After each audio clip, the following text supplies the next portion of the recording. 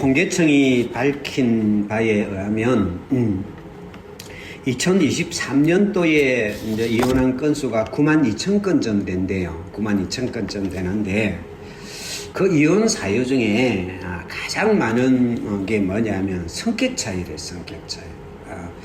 92,000건 중에서 성격 차이가 약 45,647건으로 약 50% 이상이 돼요. 그 다음 우리가 생각하는 뭐 경제 문제가 1742건이고, 그 다음에 배우자가 어떤 부정을 저질러서가 7528건이고, 가족 간의 불화가 7523건이고, 뭐 학대, 정신교육 학대가 3837건이고, 건강 문제, 배우자 중 한 사람이 건강이 안 좋으니까 이혼하는 케이스가 593건이고, 그러니까 쉽게 이야기해가지고 마음 안 맞아 못 살겠다 이래서 헤어진 사람이 거의 태반이 넘는다는 겁니다.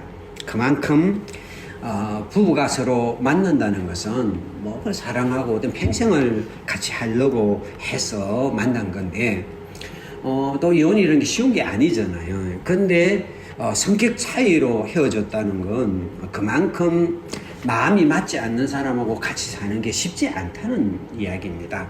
정말로 우리가 같이 살아간다는 게 누군가와 같이 함께 산다, 이렇게 동행한다, 함께한다, 이게 결코 쉬운 일이 아니라는 걸 우리에게 보여주고 있습니다. 누가 어떤 부인이 우스갯소리로 그런 이야기를 했습니다. 당신 남편은 어떤 사람입니까? 그러니까 로또와 같습니다. 그러니까 이야, 그 로또와 같다고요? 얼마나 좋아서 그렇습니까? 그러니까 아니, 안 맞아도 왜 그렇게 하느님은 그 로또 하나 맞히나 안 맞아도 그렇게 안 맞아서 못 살게 돼서 로또랍니다. 누군가와 함께 한다는 것, 그게 쉬운 건 아닌 것 같아요. 쉬운 거 아닌 것 같아요. 그리고 다른 사람과 함께 한다는 거, 마음이 맞지 않는 사람과 함께 하는 건 쉬운 게 아닌 것 같아요. 그런데 오늘 하나님의 이름을 임마누엘이라, 하나님이 우리와 함께 하신다 그랬습니다. 누군가 함께 한다는 것은 쉽지 않은 것인데, 그렇다면 하나님은 우리와 어떻게 함께 하신다는 것일까요? 이사야서 오늘 7장 14절의 배경은 이렇게 그 아하스 왕이 있어요. 이스라엘에 아하스라는 왕이 있는데 좀 질이 좀 좋지 않은 왕입니다. 왕 중에 질이 좀 그러니까 히스기야 왕이 아버지가 아하스인데, 히스기야라는 왕은 좋은 왕이에요. 그러니까 아버지가 아하스 왕인데 질이 참 안 좋아요.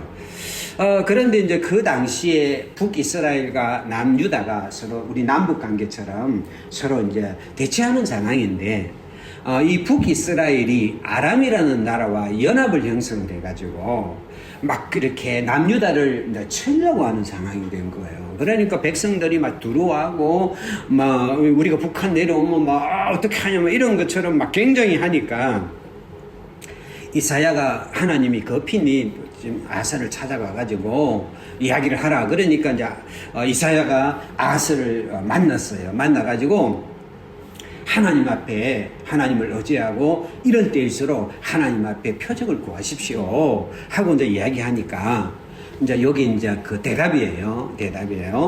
같이 한번 읽어보겠습니다. 시작. 아하스가 이르되 나는 구하지 아니하겠나이다. 나는 여호와를 시험하지 아니하겠나 한지라. 이사야가 이르되 다윗의 집이여 원하건대 들을지어다. 너희가 사람을 괴롭히고서 그것을 작은 일로 여고 또 나의 하나님을 괴롭히라 하느냐.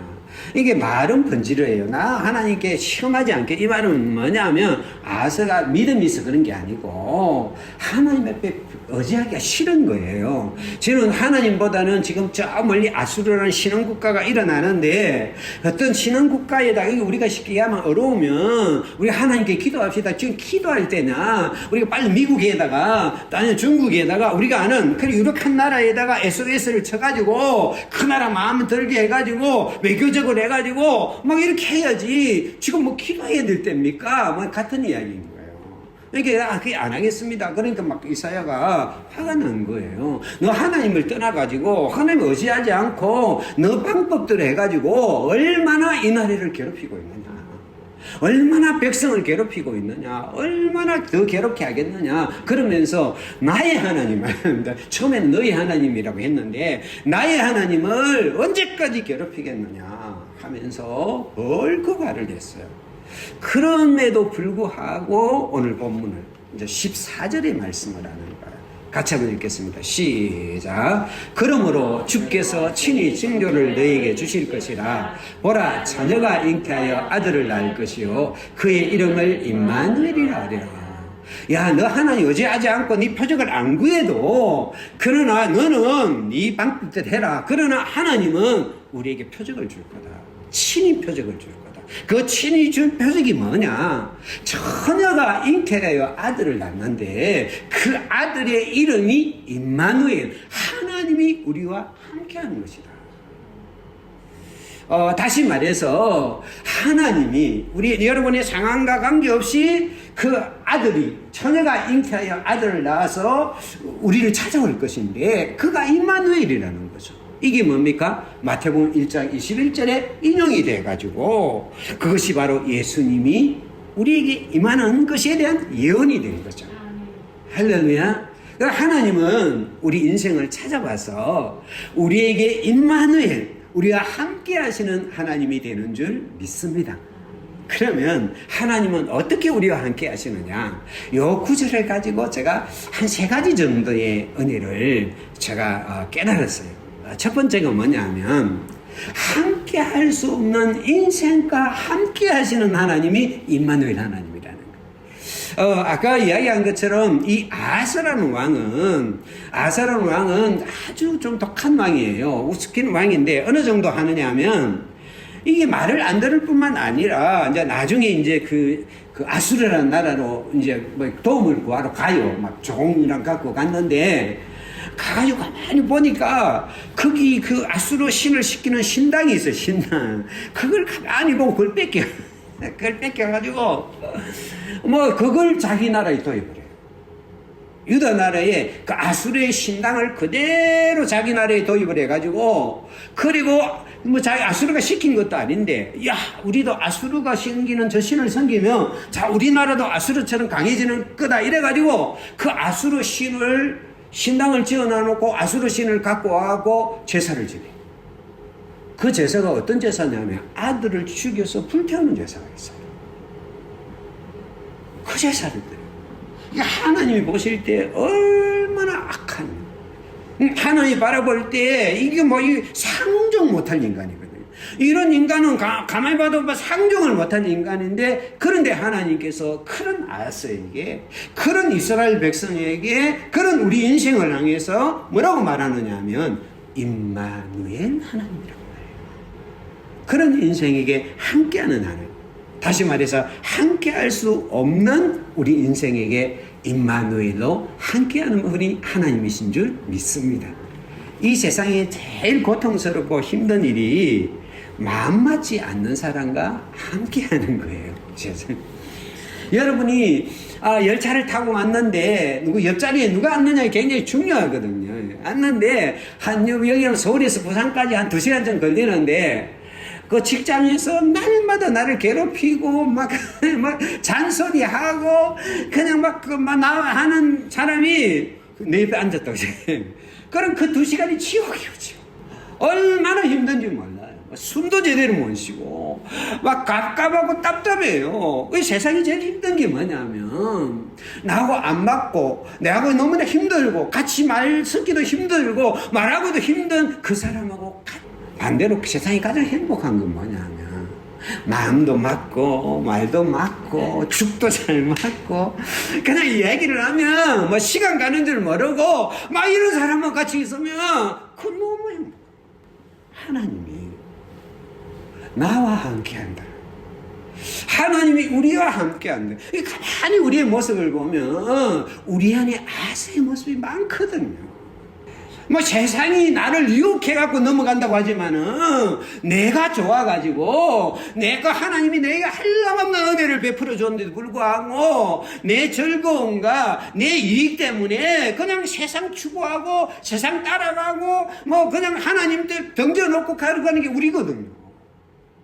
우리가 예배를 드리고 하나님 앞에 살지만은 우리 마음이 항상 하나님하고 맞는 게 아니라 하나님 기뻐하는 게 아니라 하나님하고 맞지 않는 마음들, 하나님 바라볼 때 참 불편하고 힘든 마음들이 우리 안에 얼마나 많아요.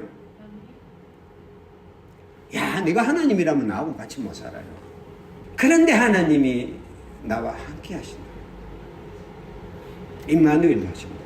이게 하나님의 임마누엘은 뭐냐면 짝이 맞는 나와 하나님 마음에 쏙 드는 나와 하나님하고 뭔가 호흡이 맞는 나와 함께하는 것이 아니라 하나님하고 호흡도 맞지 않고 짝도 맞지 아니하고 하나님과 어울리지 아니하고 하나님 같이 있기가 쉽지 않은 우리 인생에 함께하시는 분이 임마누엘. 여러분, 우리가 호시아서에 보면 어느 날 하나님께서 그 제사장인 호시아에게 찾아와가지고 이런 명령을 내립니다.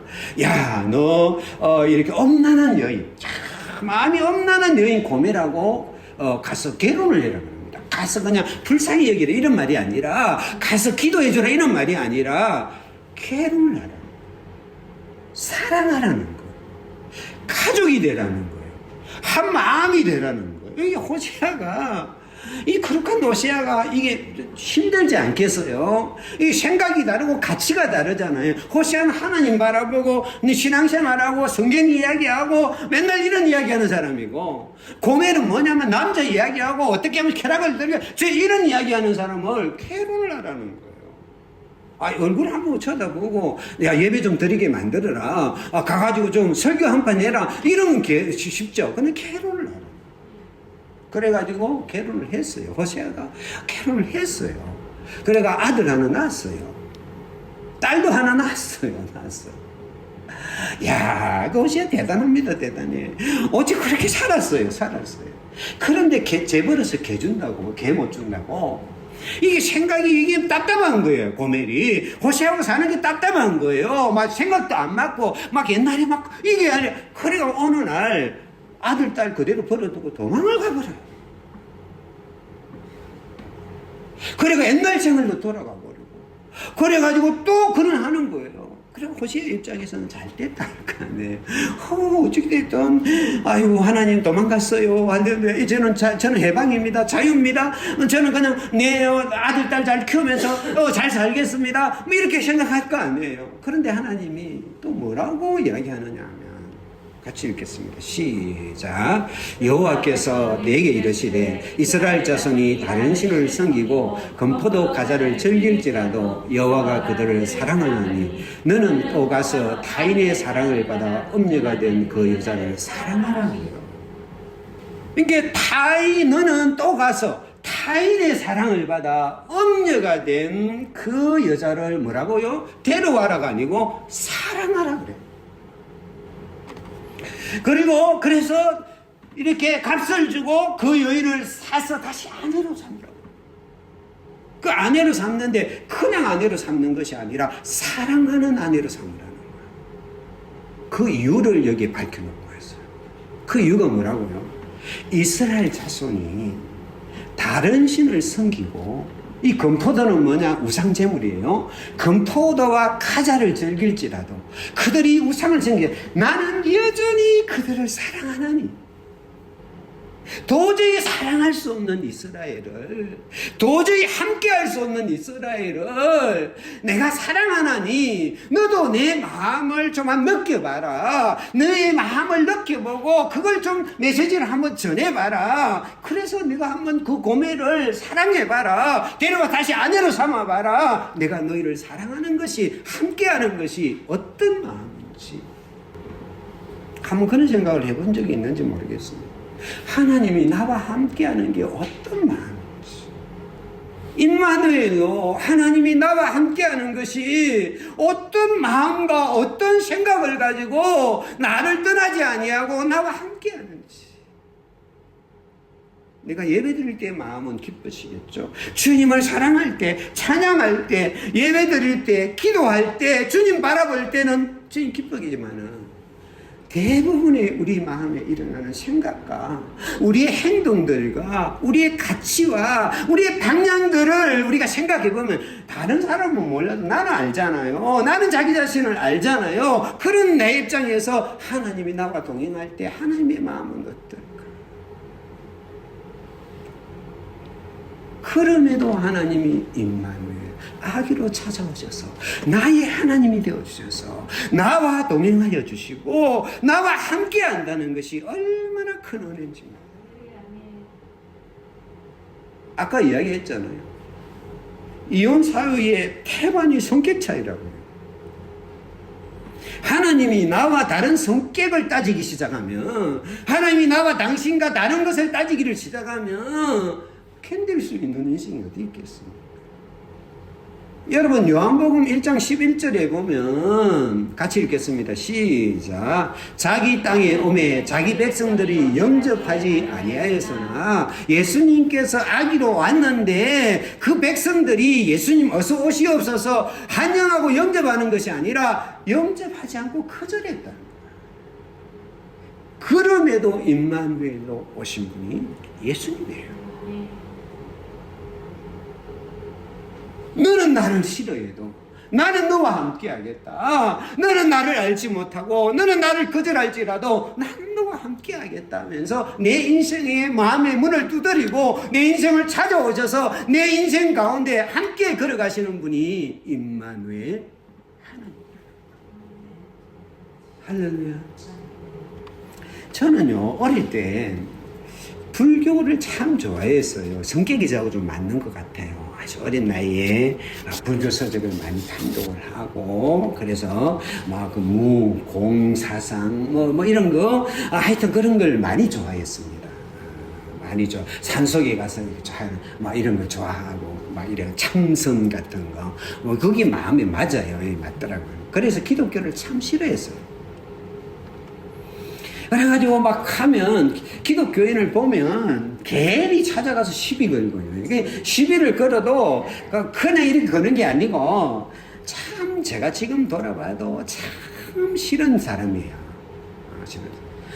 말을 걸어가지고 깐죽 걸어가지고 그래 논쟁을 해가지고 그래가지고 자꾸 뭐 상대방이 안 듣는다 하면 끝까지 찾아가가지고 논쟁을 해가지고 상대방을 굴복시키는 쾌감. 이게 상대방이 말문을 막게 하는 쾌감. 그러니까 참 그런 인간이었어요. 그런 인간이 어떻게 하다가 교회를 갔죠? 어떻게 하다가 교회를 가냐. 아니, 교회를 가보니까 내 생각하고 다르게 좋은 말 하더란 말이죠. 그렇게 좋은 말 해가지고 내 좋은 강연 좀 듣자 해가지고 한 달 다녔는데, 그거 뭐 재버릇 해주겠습니까? 뭐가 하나 딱 걸리니까 그냥 딱 던져버리고, 그다음부터 본격적으로 제가 교회에 욕을 하기 시작해요. 후배들, 교회 다니는 후배들 일부러 불러가지고, 내가 느꼈던 부정적인 거 있잖아요. 그거 막 쏟아붓고 막 이야기하고 막 그렇게 했거든요. 하나님이 보실 때 정말 지옥불에 던져도 마땅한 인간이었어요. 그런데 길을 가다가 하나님이 제 죄를 드러내요. 하나님이 내 모든 죄를 다 용서하시고 덮어주는 하늘의 평강으로 저기 임했거든요. 이게 그 사건이 저는 임마누엘의 사건이라고. 길을 가는데 하나님이 갑자기 질문을 던지고, 어릴 때부터 내가 저지른 죄를 내 앞에 딱 드러내고, 그 앞에 내가 절망해가지고 하나님 나 좀 살려주십시오 하고 막 매달렸을 때 하나님께서 하늘의 평강이 내게 쫙 임하면서 눈물이 나면서 세상이 달라지면서 바람 소리가 달라지면서 환경이 달라지면서 내 인생이 완전히 바뀌었어요. 그리고 지금까지 그때 내게 임마누엘이 임하셨던 그 주님이 지금까지 나와 함께 임마누엘로 함께하고 계세요. 내가 하나님이시라면 이 세상의 많은 사람들을 다 구원해도 나는 아닐 것 같아요. 그 당시에 나를 찾아오신 그 하나님의 나의 그 모습은 아닌 것 같아. 그런데 하나님은 그런 나를 찾아오셨어. 벌레만도 못한 나를 찾아오셨어. 나를 위하여 죽으시고 나를 위하여 보혈의 피를 흘리시고 내 인생에 찾아오셔서 내 삶 가운데 함께 자정하셔서 나를 하나님의 자녀로 삼아주셨으니까 얼마나 감사하는지 몰라. 그래서 저는 이 찬송이 1절만 한번 불러줘. 143장 1절만 불러. 이 찬송이 너무 제 상황이 맞아요. 한번 불러볼까요? 143장 1절이요.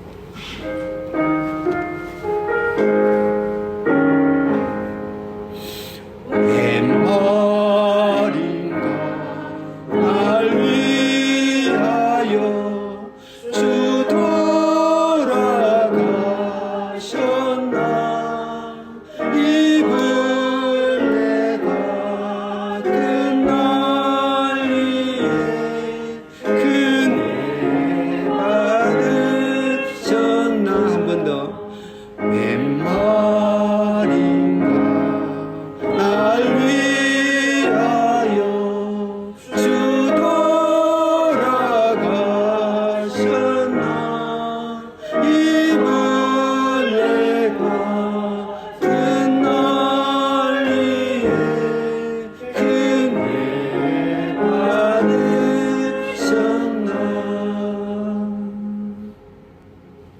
그 은혜로 우리가 살아. 할렐루야. 두 번째로 임마누엘의 의미를 가만히 생각해 보니까 깊은 관계로 함께 하세요. 하나님이 임마누엘로 임하시는데 나와 함께 하시는데 당신의 마음에 맞지 않는 참 우리 같이 하기가 쉽지 않은 우리와 함께 하시는데 대강대강 함께 하는 게 아니라 그러잖아요. 우리가 마음에 맞지 않는 사람하고 같이 하려면 쉬운 게 아니잖아요. 억지로 같이 하려면 어떻게 같이 합니까? 그냥 귀 막고 눈 막고 코 막고 그냥 마음 막고 그냥 같이 막 견뎌야지. 그렇게 같이 있잖아요. 근데 하나님은 어떻게 같이 하느냐? 깊은 관계로. 요즘 참 자주 등장하는 말이 항혼이혼이라는 말이 많이 등장을 해요. 그래, 항혼이혼은 주로 결혼생활 20년 이상을 함께한 부부들이 헤어지는 것을 항혼이혼이라고 합니다. 그럼 왜 이런 일이 일어나느냐? 그 20년 동안 살면서 그 깊은 관계 속에 살지 못한 거예요. 그냥 부부로 함께 살지만, 한 집에 살지만은 그냥 몸만 같이 사는 세월이 10년, 20년이 되다 보니까 그 마음에 쌓인 것들을, 그 마음에 깊은 것들이 폭발할 때까지 그냥 보다가 그냥 폭발을 하는 거죠. 그 뉴질랜드에 있는 심리학자인 지오프 토머스 박사가 동료들과 함께 실험을 했어요. 그 뉴질랜드 캔터베리 지역에 살고 있는 80쌍이 되는 넘는 부부를 초청해가지고 인간관계에 대한 부분을 토론을 하게 만들었어요. 80쌍 토론을 하게 가지고 1시간 정도 토론을 하게 만들 그걸 녹화 테이프를 갖고 다 이렇게 다 찍었어요. 다 찍어놓고 그러면서 이제 그 비디오, 자기들이 토론한 비디오 테이프를 그 부부들이 이제 보면서 자기들의 느낌을 이제 나누게 한 거예요. 그렇게 나누게 했더니 그 결과가 뭐냐면 느끼게 만들고 그 다음에 그것을 경험했던 자기 생각과 감정들을 기록을 하게 만들었어요. 그랬더니 그 결과가 결혼 기간이 이제 길수록 공감 정확도가 떨어진다는 거죠. 이게 예를 들면 1년 6개월 결혼한 사람보다 1년 결혼한 사람이 1년 결혼한 사람보다 2년 결혼한 사람들이 서로 감정이 안 맞더라는 거예요. 상대방 감정을 모르는 거예요. 그래서 한번 더 조사를 해봤어요. 언제부터 이렇게 서로의 공감하는 마음이 떨어질까 하고 봤더니 충격적이게도 대다수의 부부가 결혼한 지 1년이 채 안 돼서 이 공감도가 감소하기 시작하더라고요. 그래서 심리학자들이 이 신혼부부들을 3년 동안 추적을 해봤어요. 3년 동안 추적을 해보니까 결혼한 지 6개월 되는 시점보다 1년 반이나 2년 되는 시점에서 부부의 공감하는 마음이 정확도가 훨씬 떨어지잖아요. 그래서 이제 결론을 내렸어. 어떤 결론을 내렸냐면, 왜 오래된 부부일수록 공감 정확도가 떨어질까 했더니, 오래된 부부들은 이렇게 친밀한 접촉을 통해 가지고 상대방의 생각과 감정을 진정으로 나누기보다는 상대방에 대한 고정관념, 처음 만났을 때 내가 느끼고 경험했던 그 고정관념을 가지고 계속해서 상대방을 잘못 이해한다. 저 사람은 원래 저런 사람이야. 저 사람은 저런 사람이야. 딱 정해놔놓고, 그러니까 상대방을 그 자기가 갖고 있는 고정관념을 갖고 자꾸 해석을 한다. 그러니까 이게 정확도가 떨어진다는 거예요. 그래서 부부는 시간이 갈수록 변화되는데, 나이도 들고 상황이 되고 자꾸 변화가 되는데, 이렇게 친밀한 의사소통은 점점 줄어들고, 그러다 보니까 상대방에 대한 정확한 인식도 줄어들고, 그래서 결혼 처음에 쌓였던 처음에 그 모습을 가지고 상대방을 이해하다 보니까 점점 상대방에 대한 이해가 부정확해지고, 그 다음에 공감도가 떨어지더라고요. 우리가 깊은 관계라는 것은, 이게 내가 얼마나 그 상대방하고 오랜 시간이 같이 있었느냐가 중요한 게 아니고, 얼마나 깊은 관계를 가지면서 지속하면서 같이 있느냐가 중요해요. 우리가 인생에서 가장 중요한 관계는 깊은 관계예요. 할렐루야. 그러니까 이 얕은 관계들은 함께 있는 게 중요한 게 아니라, 얕은 관계로 함께 있는 것은 마치 유리그릇과 같은, 유리그릇과 같아가지고 이게 가만히 있어도 막 단단히 붙어 있는 것 같아요. 조그만 충격만 와도 깨지는 거예요. 그러나 깊은 관계는 아무리 비바람이 몰아치고 아무리 폭풍우가 몰아치고 아무리 대단하게 막 흔들어도 깨어지지 않아요. 할렐루야. 예수님은 우리와 깊은 관계로 함께 계시는 하나님인 줄 믿습니다. 같이 한번 읽어보겠습니다. 시작. 그러므로 주께서 친히 징조를 너에게 주실 것이라. 보라, 처녀가 잉태하여 아들을 낳을 것이요 그의 이름을 임마누엘이라 하리라. 이게 아기로 오셨다는 거죠. 아기로. 왜 아기로 오셨습니까? 우리가 잘 알잖아요. 그러니까 하나님이 우리를 사랑하고 함께하는데 하나님하고 우리하고 절대 통할 수 없는 게 있어요. 하나님은 전능하신 분이고 하나님 완전하신 분이고 하나님은 부족한 것이 하나도 없는 분이에요. 그런데 우리는 뭡니까? 부족한 부분이고 우리는 죄를 지어서 완전하지 않고 넘어지고 쓰러지는 인생이에요. 그런 인생하고 함께 있어도가 하면 하나님의 모습으로 그대로 와서는 우리와 함께 하긴 할 수 있겠지만은 깊은 관계로 함께 할 수가 없는 거예요. 그러니까 아기로 와가지고 어린 아기로 태어나서 부모의 돌보심이 없으면 살 수 없고 병에 걸릴 수도 있고 그 다음에 인생의 생사고락을 다 경험하면서 우리를 체험하고 알면서 우리와 함께 하고 싶었어요. 다시 말해서 깊은 관계로 함께하고 싶어서 아기로 오신 거예요. 할렐루야. 그래서 예수님은 깊은 관계로 나와 함께 계시는 분인 줄 믿습니다. 요한복음 15장 5절 같이 읽겠습니다. 시작. 나는 포도나무요 너희는 가지라. 그가 내 안에 내가 그 안에 거하면 사람이 열매를 많이 맺나니 나를 떠나서는 너희가 아무것도 알 수 없습니다. 이 포도나무와 가지처럼 예수님이 내 안에 내가 예수님 안에. 그래서 포도나무가 갖고 있는 생명이 가지의 생명이고 가지의 아픔이 포도나무의 아픔이고 포도나무의 열매의 기쁨이 가지의 열매의 기쁨이 포도나무의 기쁨이고 그래서 포도나무와 가지처럼 너가 내 안에 내가 너희 안에 있어서 함께 아파하고 함께 울고 함께 기뻐하면서 온전히 하나가 되어서 임마누엘로 함께하는 분이 예수님인 줄 믿습니다.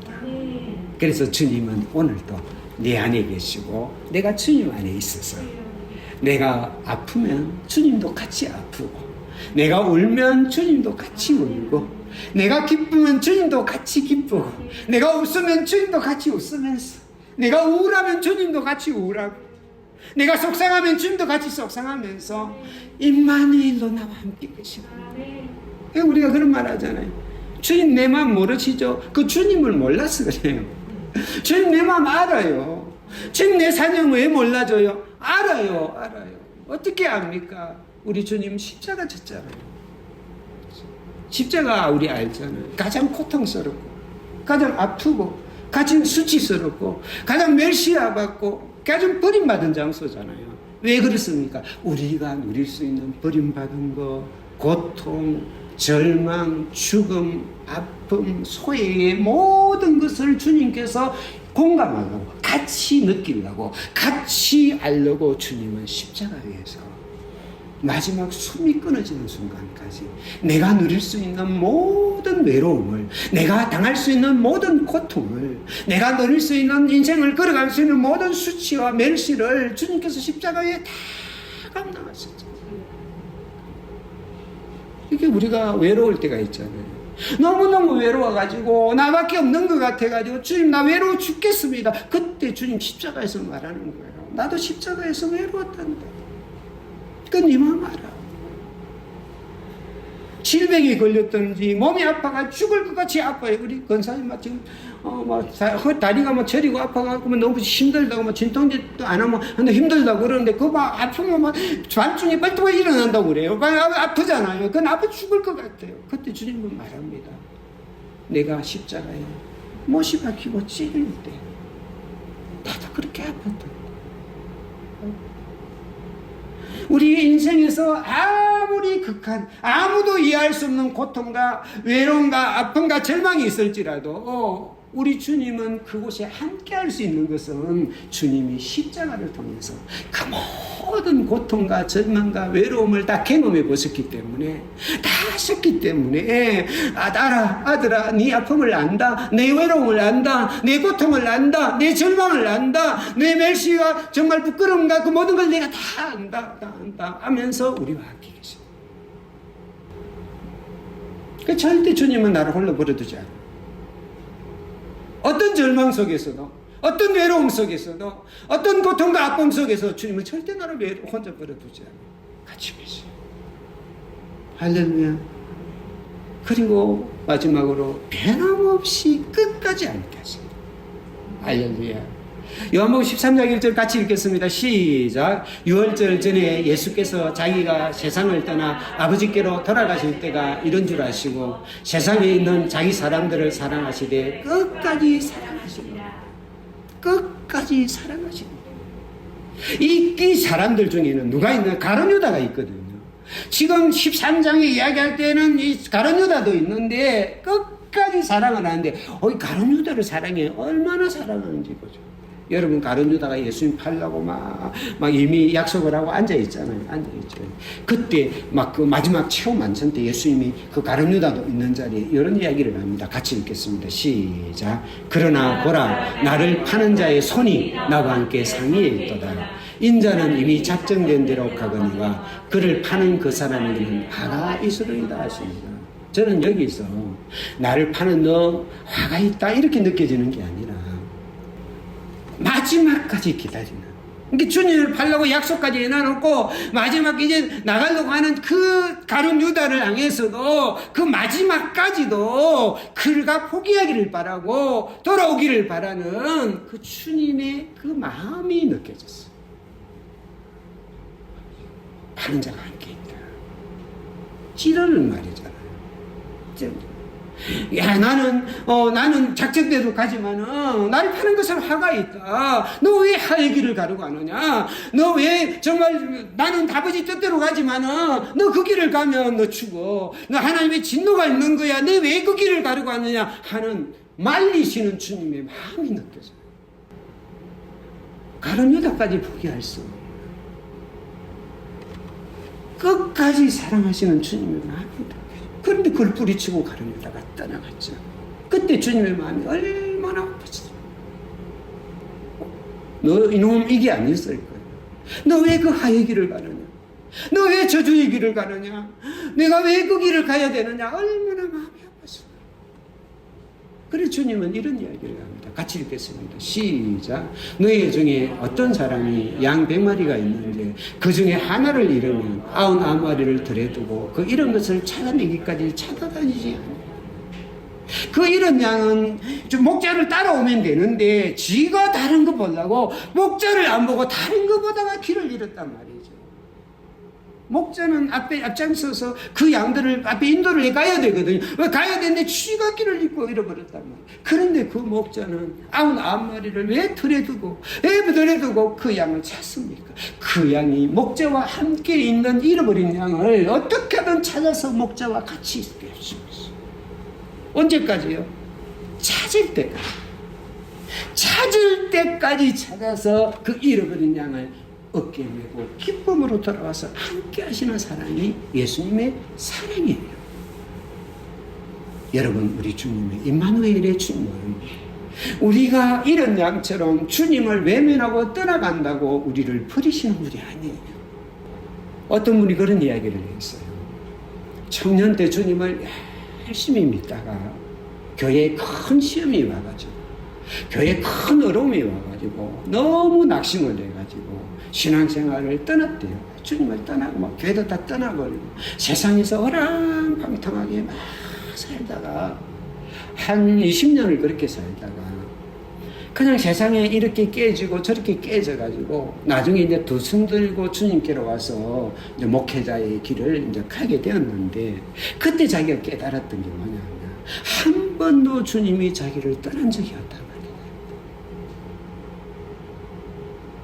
자기는 20년 동안 주님을 잃어버렸다고 생각하고 주님과 완전 관계없다고 생각하면서 그렇게 살았던 20년의 그 기간을 자기가 돌아와가지고 주님 앞에 돌아와가지고 그 시간을 돌아보니까 그 길목마다 그 걸어가는 그 마을마다 주님이 함께 하셨다는 것을 깨달았다. 주님은 절대 여러분을 포기하지 않습니다. 주님은 절대 우리를 포기하지 않습니다. 임마누엘, 내가 세상 끝까지, 내가 끝날까지 항상 함께하리라. 우리를 사랑하되 끝까지 사랑하리라. 오늘 우리가 대강절을 맞이해서 아기로 오신 임마누엘의 하나님이 어떻게 나와 함께 하시는지, 어떻게 나와 함께 하기 오셨는지, 지금도 어떻게 나와 함께 하시는지, 앞으로 어떻게 나와 함께 하시는지를 우리가 깨닫고 바라보고 감사하고 그 함께 하시는 주님의 손을 붙잡고 걸어가는 여러분과 제가 되기를 축복합니다. 기도하겠습니다. 사랑하는 주님의 은혜를 감사를 드립니다. 하늘 보좌 버리시고 낮고 천한 이 땅에 오셔서 나와 함께 계시는 임마누엘의 하나님 예수 그리스도 너무 감사합니다. 도저히 함께할 수 없는 나 같은 인생에 함께하기 위해서 오신 예수님, 깊은 관계로 나와 함께 하시는 예수님, 끝날까지 변함없이 나와 함께 하실 예수님을 찬양합니다. 그 주님과 함께 걸어가는 우리 인생길이 되게 하옵소서. 예수님 이름으로 기도드립니다.